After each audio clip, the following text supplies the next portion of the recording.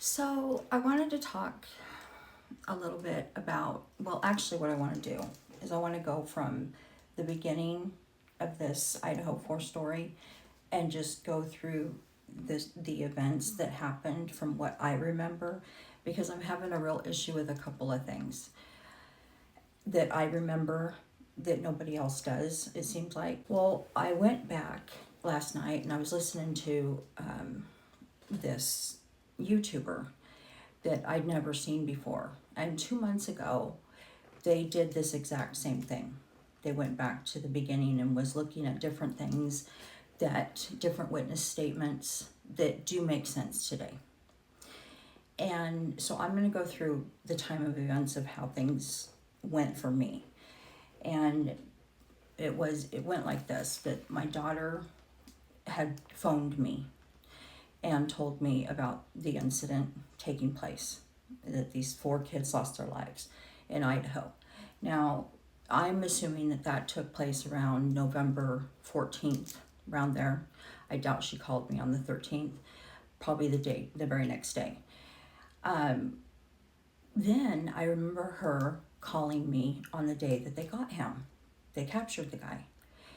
And it was on December 30th, 2022.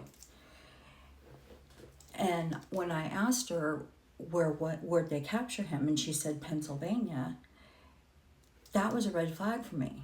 Now I don't know why, but I was thinking, how in the hell did somebody get from Washington or Idaho all the way over to Pennsylvania? And it just didn't sound right that they had went all the way over to Pennsylvania to capture this guy. And then later, as more things came out, that it was even making it more fishy, very fishy. But then Lisa Marie Presley died on January 12th, 2023. And so that took my focus away from the Idaho 4 case for quite some time, because she was somebody that I adored, and my channel was more of a music channel, is what it was. I wasn't really into true crime at this point. And then on the 5th of January, the PCA had been released, and I remember going over that, and then certain people started coming forward and talking to the news. For example, that one guy that I just showed that clip about, that Josh guy, he had come forward and said that he had had classes with Bryan Kohberger. But then there was another witness. And if you go back, you guys, and you listen to what she says, and I'll probably put a little bit of clip of that interview right here. The people, they were mutilated. I don't know what I can say. I don't know what I'm allowed to say, but I can say that they were. It was not like somebody had a butcher knife or anything like that. Like the wounds were equivalent to something that was much like huge gaping wounds. Not like maybe a machete.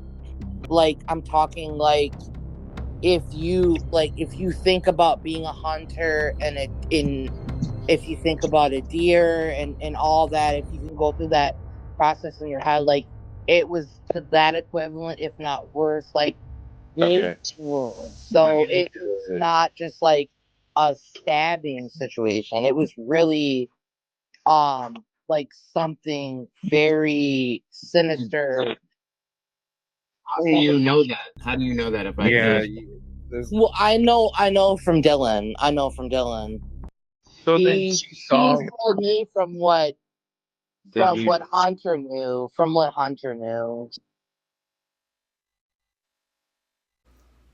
If you really pay attention to what she's saying, she's spot on, you guys. And everybody discredited her. Everybody discredited her. Everybody. They said that she was lying and that she was making it up and all kinds of things. And she knew Dylan, you guys. She was friends with Dylan for 2 years. She knew Dylan for 2 years. I consider that to be very close. More than how the girls were saying that they were friends with these other girls, meaning Bethany and Dylan, knowing them for 3 months and they were BFFs. No. But this girl, Dot, is who I'm talking about. And I know you guys all know who I'm talking about.